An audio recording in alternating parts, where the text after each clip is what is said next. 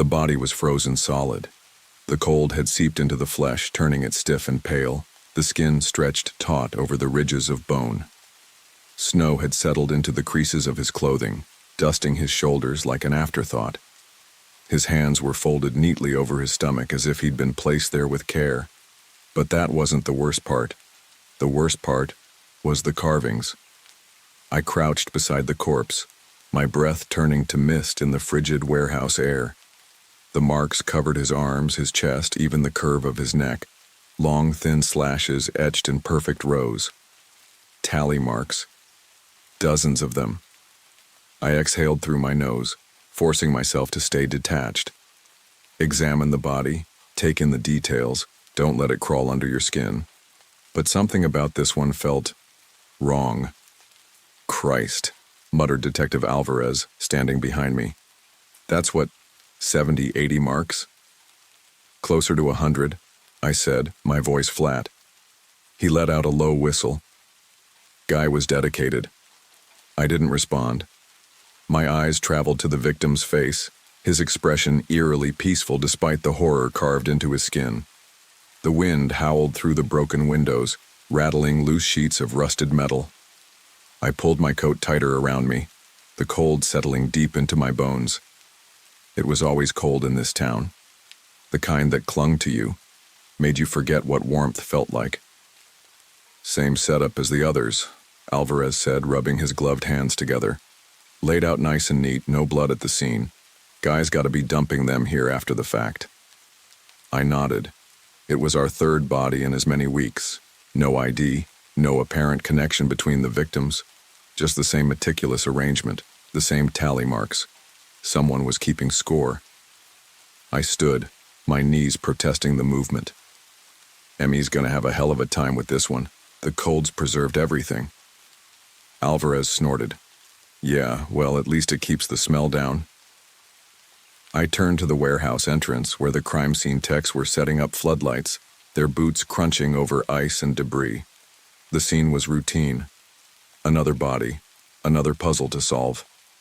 And yet, the air felt heavier than usual, like we weren't alone. I shook it off. I was tired. Too many cases. Too many nights spent staring at evidence boards until the pieces blurred together. This was my last case before retirement.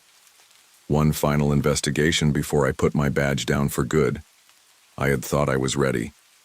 Then, later that night, an envelope arrived at my doorstep. No return address, no postage, just my name, written in careful block letters. Inside was a single sheet of paper, and on it, the words, "You're looking in the wrong place, detective. Start counting." I stared at the letter, my fingers gripping the edges like it might vanish if I let go. No return address, no smudges, no sign of handling. Just crisp white paper with those 4 words typed neatly in the center. "You're looking in the wrong place, detective. Start counting." I exhaled slowly, my breath fogging in the dim light of my apartment. The envelope sat on my kitchen table, next to an untouched glass of whiskey. The same whiskey I'd been pouring myself every night since Alvarez and I caught this case. 3 bodies, 3 weeks, and now, this. Someone wanted me to see something I wasn't seeing. I ran a thumb over the page, testing the texture. Not standard printer paper. It had weight to it like it had been carefully chosen. A detail that stuck in my head. Meticulous, just like the crime scenes. I dropped the letter onto the table and pinched the bridge of my nose. The last thing I needed was a lunatic playing mind games with me. I was too old for this, too tired. But that didn't stop my brain from doing exactly what the letter told me to. Start counting. The tally marks. 3 bodies so far. 100 or so carvings on each. Roughly 300 total. I frowned. What kind of killer keeps a tally this precise? Serial killers had rituals, sure. Some took trophies. Some followed patterns. But this was something else. This was accounting. I reached for my phone and dialed Alvarez. He picked up on the 3rd ring, his voice groggy. "Jesus, Grayson, it's 2 in the damn morning." Got something, I muttered. Come by my place. A sigh. Then, this better be good. I hung up and leaned back in my chair, staring at the envelope. A thought slithered into my mind, cold and unwelcome. What if it's not just about the victims? What if the count includes something else? A knock at the door made me flinch. I glanced at my watch. Alvarez couldn't have gotten here that fast. I rose slowly, muscles tensing. The city was quiet this late, my apartment building even quieter. I crossed the room and peered through the peephole. Empty hallway. No one there. My stomach tightened. I unlocked the door, pulled it open an inch. And there it was. Another envelope. Identical to the first, placed carefully at my doorstep. I swallowed hard, my pulse kicking up. I bent down, picking it up with cautious fingers. No address, no markings. I stepped back inside, locking the door behind me. My mouth felt dry as I opened it. This time the message was different. No instructions, no cryptic hints, just one sentence. You were part of this from the beginning. The room suddenly felt too small, too quiet. And for the first time in a long time, I felt afraid. I sat there staring at the words. You were part of this from the beginning. My fingers curled around the edges of the letter, the paper stiff beneath my grip. The words shouldn't have meant anything. Should have been nothing more than a scare tactic, a mind game. But my gut told me otherwise. A knock sounded at the door, sharp and impatient. I nearly jumped out of my chair. Grayson, open up, man. Alvarez. I exhaled, forcing my heartbeat to slow as I strode to the door, checking the peephole this time before opening it. The detective stood there, bundled against the cold, looking half awake and fully irritated. This better be good, he muttered, stepping inside. You sounded like a goddamn ghost on the phone. I shut the door behind him, locking it out of habit. It's not good. His brow furrowed. You all right?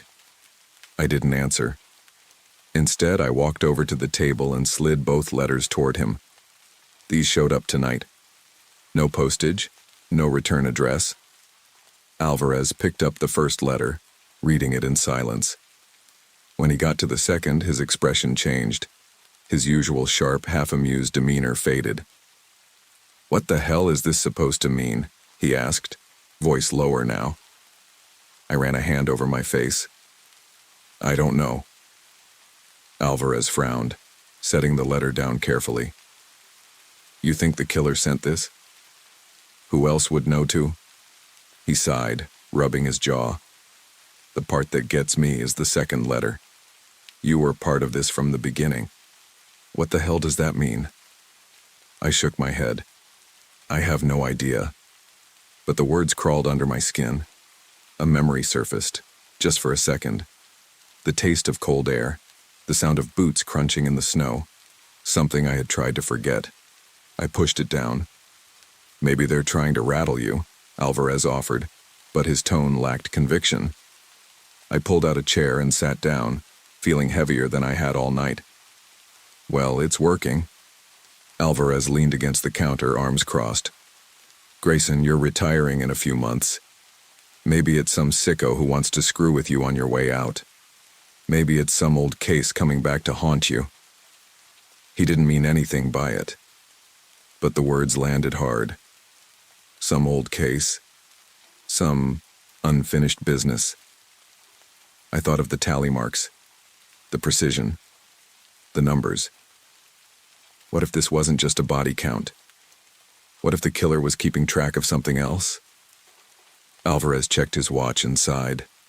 All right, man, get some sleep. We'll hit this fresh in the morning. But I wasn't sure I'd be sleeping at all, because the longer I stared at the letters, the more certain I became of one thing. This wasn't just about the case, it was about me. Sleep never came. I sat at my kitchen table long after Alvarez left, the letters still in front of me. The words seemed to pulse under the dim light, refusing to let me look away. You were part of this from the beginning, I traced the letters with my thumb, my mind drifting into places I didn't want to go. I had spent 25 years on the force. I had seen monsters. I had caught monsters. But something about this was different. The tally marks, the careful arrangement of the bodies, the way the numbers seemed to matter more than the victims themselves. And now, this. Someone was speaking directly to me. And the worst part? I had the distinct, gut-deep feeling that they weren't wrong. I was part of this. I just didn't know how yet. I grabbed my jacket and my keys. If I wasn't going to sleep, I might as well do something useful. The precinct was mostly empty when I arrived. The graveyard shift was manning the desks, half asleep under fluorescent lights. A few uniforms nodded as I walked past, but no one stopped me. I headed straight for the basement. The archive smelled like dust and old paper. Rows of metal shelves stretched into the dark, filled with case files from the last few decades. Some forgotten, some never solved. I started digging. If the killer thought I had been involved in this from the beginning, then I needed to look back. Farther than the last 3 weeks. Farther than this case. And then I found it.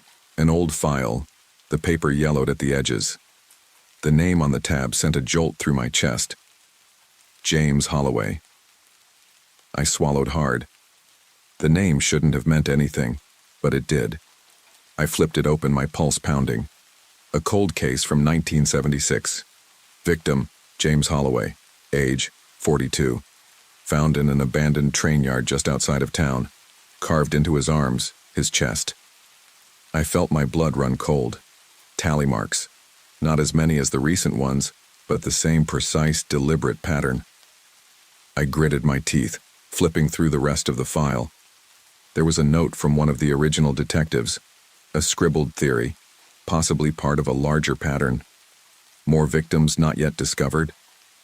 But the case had gone nowhere. No leads, no follow-ups, buried, forgotten, until now. I sat back, heart hammering. The first known victim was 22 years ago. Whoever was behind this had been killing for decades. And if I had been part of it from the beginning, I needed to start asking myself a question I wasn't ready for. What had I done, or failed to do, that put me in this killer's crosshairs? I stared at the file, my fingers gripping the brittle edges of the old reports. James Holloway, 1976. A man murdered with the same tally mark carvings. A case long forgotten. And now, 3 new bodies. It wasn't just a pattern. It was a ledger, a count, a history. I flipped through the pages again, scanning the handwritten notes. The detectives back then had considered the possibility of more victims, but nothing had ever come of it. Either the case had gone cold, or someone had made sure it stayed that way. My pulse ticked faster. If Holloway was the first, how many had there been between him and now? How many bodies had been lost, ignored, erased? I needed more. I needed names. The filing cabinets screeched as I yanked them open, dust swirling in the dim basement light. I went deeper, looking for any case that felt wrong.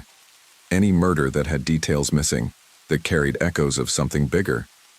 The further back I went, the more I found. 1983, unidentified male found in a drainage tunnel outside town. Cause of death unknown. Body showed unusual scarring. 1989, a woman in her 50s, reported missing, later discovered in an abandoned farmhouse. No leads. Carvings, possibly self-inflicted. 1992, 2 men, found a year apart, but in the same condition. Posed, marked, never connected. I clenched my jaw. This wasn't 3 murders. This was a timeline. And the numbers carved into their skin, tally marks, weren't just for them. They were part of something bigger. Someone had been keeping score for over 2 decades. And now, for some reason, they wanted me to know. I slammed the cabinet shut and rubbed a hand over my face. The walls of the basement felt smaller now, the air thicker. I had been working murders my entire career. I had missed this. Had I worked one of these cases before? Had I dismissed a detail, ignored a connection? I didn't know, but I was starting to think someone else did. My hands were still covered in dust when my phone buzzed. I pulled it from my pocket. A blocked number. I hesitated, then answered. Silence. Then, a voice, distorted and low. Are you counting yet, detective? I gripped the phone tighter. Who is this? A pause. You already know. The line went dead. The silence that followed was heavier than the words themselves. I stood there, my heart beat like a drum in my chest. Not just a killer. Not just a game. Someone was keeping track of me too. And whatever I had failed to see before, I was running out of time to figure it out. The call ended, but the words lingered. Are you counting yet, detective? My grip tightened around the phone. The voice had been warped, but there was something about it, something eerily familiar. I stood motionless in the dim archive room, surrounded by decades of forgotten cases, my breath steadying against the weight of the realization settling in my gut. This wasn't just a taunt. It was a warning, a test. And I had a feeling I had just failed it. I needed more. I needed to lay everything out, connect the dots, see the bigger picture. By the time I made it back upstairs, the precinct had come alive with the sluggish energy of early morning. Phones ringing, officers nursing bad coffee, the low hum of tired voices. I bypassed all of it and went straight to my desk. I cleared the surface with a sweep of my arm, sending old files and cold coffee cups crashing to the floor. Then I spread out everything I had. Crime scene photos, old case reports, the letters I had received. The tally marks weren't random. They weren't just some twisted way to mark kills. They were keeping track of something. But what? I stared at the numbers, my mind racing. James Holloway in 76 had 21 marks. The next recorded victim had 42. The most recent ones, around 100 each. A sick feeling crawled up my spine. The numbers were doubling. Every few years, the tally count increased. Not just one at a time, but exponentially. I grabbed a pen and started scribbling rough calculations on a legal pad, my pulse pounding. If the pattern held, if the count kept increasing at this rate, then the next victim wouldn't have 100. They'd have 200. The victim after that, 400. It was spiraling, growing. And that meant we weren't looking at one killer. We were looking at something much worse. A cycle, a legacy, a pattern stretching across decades, possibly longer. A cold dread settled in my gut. This wasn't the work of one person. It was something passed down, a ledger being kept, maintained, balanced. You were part of this from the beginning. The words from the letter slammed back into my mind. Had I put someone away for this? Had I missed something years ago that let this cycle continue? I didn't know. But one thing was becoming clear. Whoever had sent me those letters, whoever had made that call, they didn't just know me. They wanted me to understand. Because the tally wasn't just counting victims anymore. It was counting down. And I was running out of time. The numbers swam in front of me, ink bleeding into meaning I didn't want to see. This wasn't just a body count. It was a ledger, meticulously maintained. The marks weren't just for the dead. They were for something else, something bigger. And I was caught in it. I leaned back in my chair, exhaling sharply. The precinct buzzed around me, phones ringing, officers talking, the low hum of a place that never truly slept. But in that moment, it all felt distant. I stared at the timeline I had scrawled across my desk. If the count was doubling, if the next victim was meant to bear 200 marks, then a sick feeling crawled into my chest. We were missing someone. I grabbed my phone and dialed Alvarez. He picked up on the second ring. Jesus, Grayson, what now? Another body, I said. Or there will be one. That got his attention. What the hell are you talking about? I ran a hand through my hair, my pulse steady but fast. The tally marks. They're not random, Alvarez. They're a countdown. And if I'm right, we're about to find a fourth victim. One with 200 marks. Silence. Then a muttered curse. "You sure about this?" I wasn't, but I had a feeling the killer was about to make sure I was. "Meet me at the station," I said. "We need to move fast." I stood, grabbing my coat, when something caught my eye. A small cardboard box sat on the corner of my desk. I hadn't noticed it before. Hadn't seen who left it. No label, no address, just my name, written in neat black ink. My stomach tightened. I reached for it slowly, peeling back the tape with careful fingers. The top lifted easily, revealing something wrapped in brown paper. Something heavy. I unwrapped it, my breath coming shallow. A ledger. An old, leather-bound book, the kind you'd see in an accountant's office from a lifetime ago. The edges were cracked with age, the leather worn smooth by time and use. I flipped it open. Names, dates, tally marks, pages upon pages of them, going back decades. My fingers trembled as I turned to the most recent entry. My breath caught. Samuel Grayson, 1993. 1 mark. The world tilted. I had been part of this from the beginning. Somewhere, sometime in my career, I had touched this ledger without even knowing it. I had closed a case, put someone away, or let something slip through the cracks, and whoever was keeping the count had never forgotten. The last entry sent ice through my veins. Samuel Grayson, 1998. Final mark, pending. The ledger wasn't just counting victims, it was counting me. I stared at my name. Samuel Grayson, 1998. Final mark, pending. The air in the precinct suddenly felt too thin, the walls pressing in as if the entire room was shrinking. This wasn't just a list of victims, it was a death sentence. My death sentence. My hands tightened around the edges of the ledger, fingertips pressing into the old leather cover. My mind raced, trying to piece it together. 1993. 5 years ago. My name was already in here, one tally mark beside it. What had I done? I had worked hundreds of cases, arrested dozens of killers. But if my name was in this book, that meant I had touched this case before, without realizing it. My stomach twisted. What had I missed? A voice snapped me out of it. "Grayson." I looked up sharply. Alvarez stood in the doorway, his expression unreadable. "You said there was another body coming." His eyes flicked to the ledger in my hands. "Tell me you didn't just find it in there."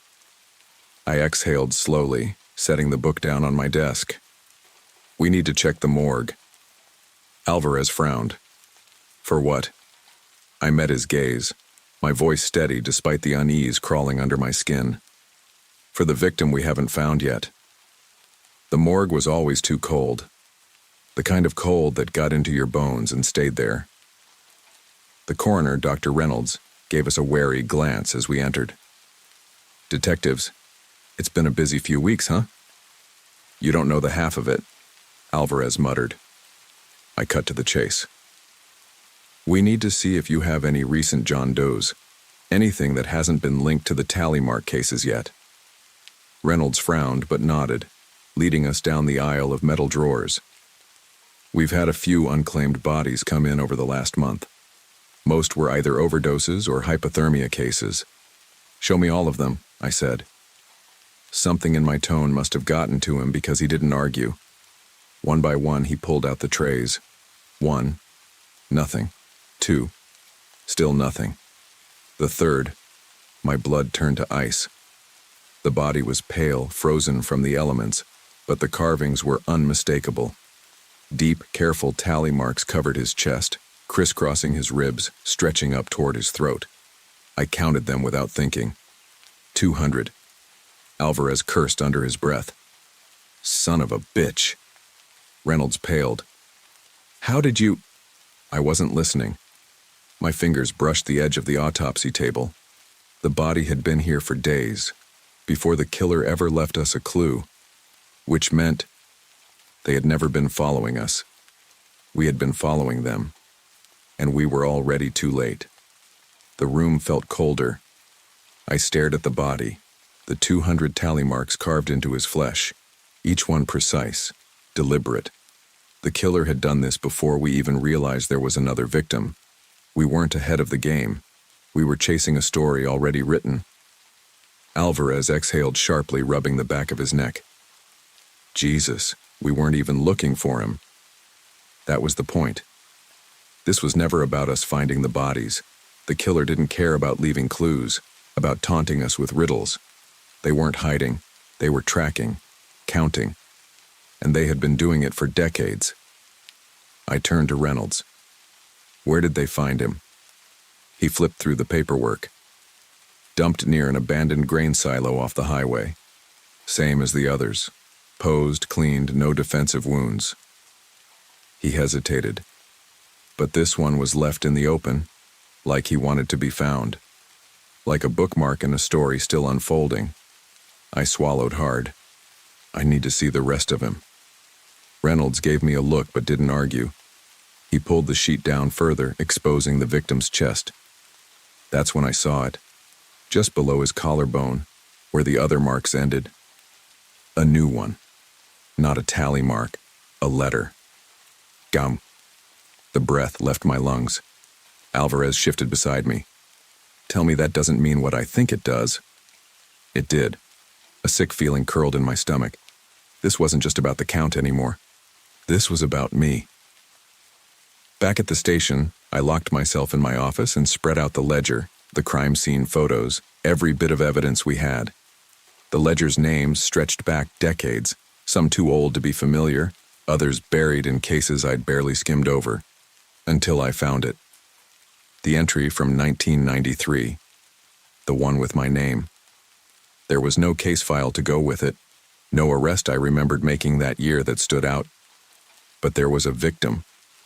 Not someone I had arrested, not someone I had even considered a suspect, but a man I had interviewed once in connection with an unrelated murder. A man who had vanished a week later. A man named Graham Ellis. And next to his name, one single tally mark. I gritted my teeth. I didn't remember him well, but now it was clear. I had missed something, and someone had been keeping track of that mistake ever since. I ran a shaking hand through my hair. The ledger was almost complete. The latest body had 200 marks. But there was still room for one more. And they had already started carving my name. I stared at the letter carved into the victim's skin. G. The first letter of my last name.